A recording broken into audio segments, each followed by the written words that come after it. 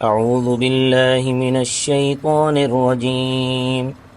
بسم اللہ الرحمن الرحیم الشہر الحرام بالشہر الحرام والحرمات قصاص فمن اعتدى عليكم فاعتدوا عليه بمثل ما اعتدى عليكم واتقوا الله واعلموا أن الله مع المتقين وأنفقوا في سبيل الله ولا تلقوا بأيديكم إلى التهلكة وأحسنوا إن الله يحب المحسنين صدق الله العظيم. الشہر الحرام عزت والا مہینہ، بالشہر الحرامی عزت والے مہینے کے بدلے ہے، والحرمات قصاص اور ساری عزت والی چیزیں بدلے کی چیزیں ہیں. فمن اعتدى علیکم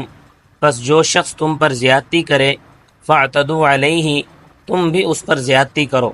بمثل ما اعتدى علیکم جیسی کہ اس نے تم پر زیادتی کی ہے. واتقوا اللہ اور اللہ تعالیٰ سے ڈرتے رہو، وَاعْلَمُوا اور جان لو، ان اللہ مع المتقین کہ بے شک اللہ تعالیٰ پرہیزگاروں کے ساتھ ہے. وَأَنفِقُوا فِي سَبِيلِ اللَّهِ اور تم خرچ کرو اللہ کے راستے میں، وَلَا تُلْقُوا بِأَيْدِيكُمْ إِلَى التَّهْلُكَةِ اور نہ ڈالو اپنے ہاتھوں کو ہلاکت میں. وَأَحْسِنُوا اور تم نیکی کرو، ان اللہ يحب المحسنین بے شک اللہ تعالیٰ نیکی کرنے والوں کو پسند کرتا ہے. اس سے پہلے جہاد کا حکم تھا، فرمایا تھا وَقَاتِلُوا فِي سَبِيلِ اللَّهِ اللہ کے راستے میں جہاد کرو. ان آیات میں بھی جہاد کا ہی ذکر ہے. ہجرت کے چھٹے سال کل کے درس میں نے بتایا تھا کہ آن حضرت صلی اللہ علیہ وسلم 1400 صحابہ کرام کے ساتھ عمرے کے سفر پر تشریف لے گئے. مشرکین مکہ کو جب معلوم ہوا تو انہوں نے آپ صلی اللہ علیہ وسلم کو مکہ میں داخل ہونے سے روک دیا. حدیبیہ کے مقام پر آپ صلی اللہ علیہ وسلم پہنچ چکے تھے تو یہ حرمت والے مہینوں میں سے ذی قعدہ کا مہینہ تھا. مشرکین مکہ اس بات کے دعوے دار تھے کہ ہم حرمت والے مہینوں میں لڑائی نہیں کرتے، یعنی ذی قعدہ، ذی الحجہ، محرم اور رجب، یہ جو 4 حرمت والے مہینے ہیں، ہم ان مہینوں میں لڑائی کو جائز نہیں سمجھتے. مگر اس دعوے کے باوجود انہوں نے آن حضرت صلی اللہ علیہ وسلم کو مکہ میں داخل ہونے سے روک دیا اور اس کے لیے لڑنے مرنے پر تیار ہو گئے. آن حضرت صلی اللہ علیہ وسلم نے صورتحال کا جائزہ لے کر مشرکین مکہ کے ساتھ معاہدہ کیا. اس معاہدے کو صلح حدیبیہ کہتے ہیں.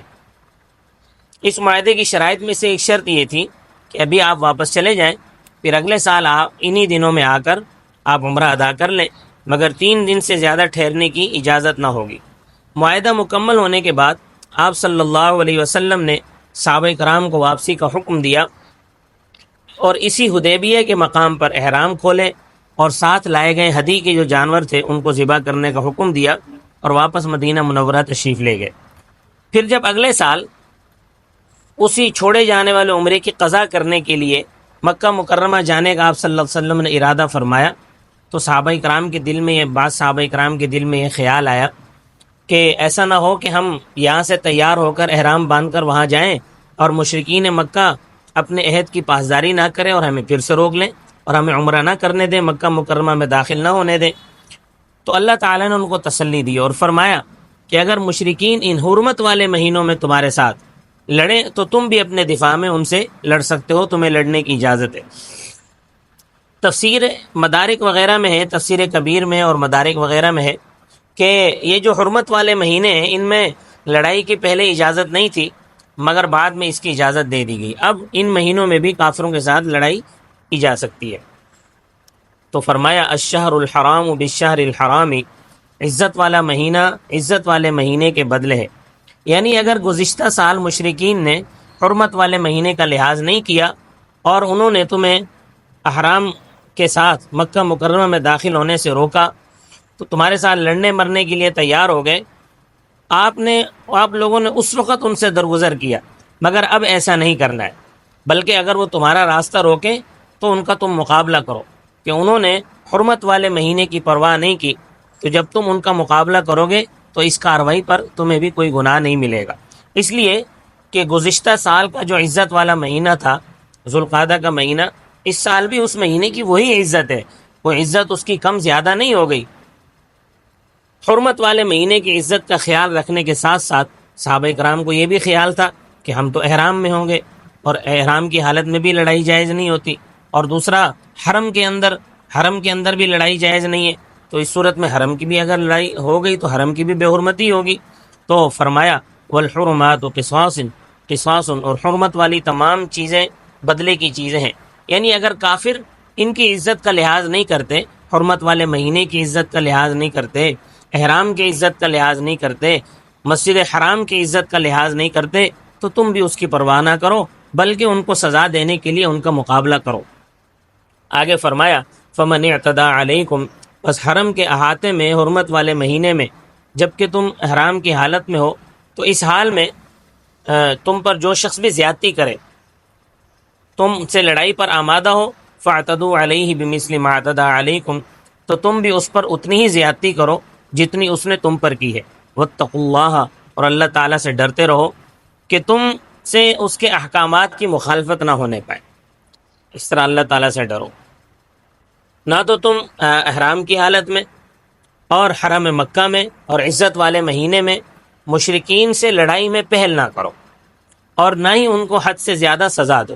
بلکہ اللہ سے ڈرتے رہو، اور تمہیں اتنا کچھ کرنے کی اجازت تمہیں ہے جتنا کہ وہ کریں۔ وَاعْلَمُوا أَنَّ اللَّهَ مَعَ الْمُتَّقِينَ، اور جان لو کہ بے شک اللہ تعالیٰ پرہیزگاروں کے ساتھ ہے۔ پرہیزگار وہ لوگ کہلاتے ہیں کہ جو شرعی احکام کی پابندی کرنے والے ہوتے ہیں، تو جو لوگ شرعی احکام کی پابندی کرتے ہیں وہی اصل میں متقی ہیں۔ اللہ کی رضا انہی لوگوں کو نصیب ہوتی ہے، اور اللہ کی مدد انہی لوگوں کو شامل ہوتی ہے۔ اب اگلی آیات میں جہاد کے اخراجات کا ذکر ہے، کیونکہ جہاد میں اخراجات بھی ہوتے ہیں، بلکہ مال و دولت کے بغیر عالم اسباب میں جہاد ہو ہی نہیں سکتا، تو اس لیے حکم دیا گیا ہے وَأَنفِقُوا فِي سَبِيلِ اللَّهِ وَلَا تُلْقُوا بِأَيْدِيكُمْ إِلَى التَّهْلُكَةِ، اور خرچ کرو تم اللہ کے راستے میں، اپنے ہاتھوں کو ہلاکت میں نہ ڈالو۔ وَلَا تُلْقُوا بِأَيْدِيكُمْ إِلَى التَّهْلُكَةِ کا اصل مطلب کیا ہے؟ علامہ آلوسی رحمۃ اللہ علیہ نے روح المعانی میں ذکر کیا ہے کہ ابو عمران نے کہا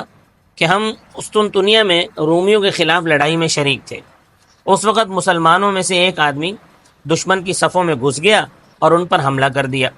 تو اس صورتحال کو دیکھ کر کچھ لوگوں نے کہا کہ اس نے اپنے آپ کو ہلاکت میں ڈال دیا ہے۔ تو وہاں پر حضرت ابو ایوب انصاری رضی اللہ تعالیٰ عنہ بھی موجود تھے، وہ اٹھے اور فرمایا کہ تم لوگوں نے اس آیت کی جو تعبیر کی ہے وہ غلط ہے، وہ صحیح نہیں ہے، کیونکہ یہ آیت تو ہمارے بارے میں نازل ہوئی تھی، یعنی انصار کے بارے میں۔ واقعہ کچھ یوں ہوا کہ حضور نبی کریم صلی اللہ علیہ وسلم کے مدینہ منورہ میں تشریف لانے سے پہلے یہ جو انصار تھے یہ کھیتی باڑی کرنے والے تھے اور یہ باغات والے تھے۔ پھر جب آپ صلی اللہ علیہ وسلم ہجرت فرما کر مدینہ منورہ تشریف لے آئے، حضرت ابو ایوب انصاری فرماتے ہیں تو آپ صلی اللہ علیہ وسلم کے آنے کے بعد ہم زیادہ تر جہاد میں رہنے لگے، کھیتی باڑی اور باغات کی جانب توجہ ہماری کم ہو گئی۔ پھر جب اللہ تعالیٰ نے اسلام کو غلبہ عطا فرمایا اور اسلام کے مددگار بکثرت ہو گئے، تو ہم میں سے بعض نے ایک دوسرے کو رازدارانہ انداز میں کہا کہ ہمارے اموال ضائع ہو گئے ہیں، اب اللہ تعالیٰ نے اسلام کو غلبہ عطا فرمایا ہے اور اسلام کے مددگار بھی بکثرت ہو گئے ہیں، تو اب ہمارے بغیر بھی جہاد ہوتا رہے گا، تو اس لیے ہم اپنی کھیتی باڑی اور اپنے باغات پر تھوڑی توجہ دے دیتے تاکہ ان کو ضائع ہونے سے بچا لیں۔ تو اللہ تعالیٰ نے نبی کریم صلی اللہ علیہ وسلم پر یہ آیات نازل فرمایا وَلَا تُلْقُوا بِأَيْدِيكُمْ إِلَى التَّهْلُكَةِ، اور نہ ڈالو اپنے آپ کو ہلاکت میں، یعنی جہاد اور اللہ کے راستے میں مال خرچ کرنے کو چھوڑ کر اپنے آپ کو ہلاکت میں نہ ڈالو۔ تفسیروں میں اس آیت کی دو تفسیریں بیان کی گئی ہیں۔ ایک تفسیر یہ ہے کہ یہ آیت اس طرح ہے بِأَيْدِيكُمْ أَنفُسِكُمْ، یعنی انفسکم کے معنی میں، بِأَيْدِيكُمْ أَنفُسِكُمْ کے معنی میں، اس لحاظ سے معنی یہ ہوگا کہ جہاد کو چھوڑ کر اپنے آپ کو ہلاکت میں نہ ڈالو، اس لیے کہ جب تم لڑائی چھوڑو گے تو کافر تم پر غالب آ جائیں گے، اور جب وہ غالب آ جائیں گے تو تمہیں قتل کرنے سے دریغ نہیں کریں گے۔ اسی طرح تفسیروں میں یہ بھی کہا گیا ہے کہ یہ اصل میں ہے لا تلقوا انفسکم بایدیکم الی التہلکہ، کہ تم اپنے ہاتھوں اپنے آپ کو ہلاکت میں نہ ڈالو، یعنی جہاد کو چھوڑ کر اپنے ہاتھوں اپنے لیے ہلاکت کا سامان پیدا نہ کرو۔ اور دوسری تفسیر یہ کی گئی ہے کہ اللہ کے راستے میں خرچ کرتے رہو، اگر نہیں کرو گے تو پھر ہلاکت میں پڑو گے، اس لیے کہ جب اللہ تعالیٰ کے راستے میں خرچ نہیں کرو گے تو عالم اسباب میں اسلحہ کہاں سے آئے گا، مجاہدین کی خوراک وغیرہ کا انتظام کیسے ہوگا؟ تو جب یہ نہیں ہوگا تو پھر جہاد کیسے کر سکو گے؟ تو جب جہاد نہیں کر سکو گے تو ہلاکت میں مبتلا ہو جاؤ گے۔ وَأَحْسِنُوا، اور تم احسان کرو، احسان عبادات میں بھی کرو اور معاملات میں بھی۔ عبادات میں احسان یہ ہے کہ جب عبادات کرنے لگو تو انتہائی خشوع اور عاجزی کے ساتھ عبادات کرو، جیسا کہ بخاری اور مسلم کی روایات میں ہے۔ حضرت عمر بن خطاب رضی اللہ تعالیٰ عنہ سے یہ روایت ہے کہ نبی کریم صلی اللہ علیہ وسلم کے پاس انسانی شکل میں حضرت جبریل علیہ الصلاۃ والسلام تشریف لائے اور آپ صلی اللہ علیہ وسلم سے اسلام، ایمان اور احسان کے بارے میں سوال کیا۔ اس روایت میں ہے کہ حضرت جبریل علیہ السلام نے فرمایا اخبرنی عن الاحسان، کہ آپ مجھے احسان کے بارے میں بتائیں کہ احسان کیا ہے۔ تو آپ صلی اللہ علیہ وسلم نے فرمایا ان تعبد اللہ کأنک تراہ فإن لم تکن تراہ فإنہ یراک، کہ تو اللہ تعالیٰ کی عبادت اس طرح کر خشوع اور عاجزی سے کہ تو اس کو دیکھ رہا ہے، اللہ کو دیکھ رہا ہے، بس اگر تو اس کو نہیں دیکھ رہا تو یہ یقین کر لے کہ اللہ تجھے دیکھ رہا ہے۔ اور معاملات میں احسان یہ ہے کہ ہر فرد کے ساتھ اس کی حیثیت کے مطابق سلوک کرو۔ مسلم شریف کی روایت میں ہے کہ حضور نبی کریم صلی اللہ علیہ وسلم نے فرمایا ان اللہ تعالی کتب الاحسان علی کل شیء فاذا قتلتم فاحسنوا القتلۃ واذا ذبحتم فاحسنوا الذبحۃ ولیحد احدکم شفرتہ ویسرع ذبیحتہ،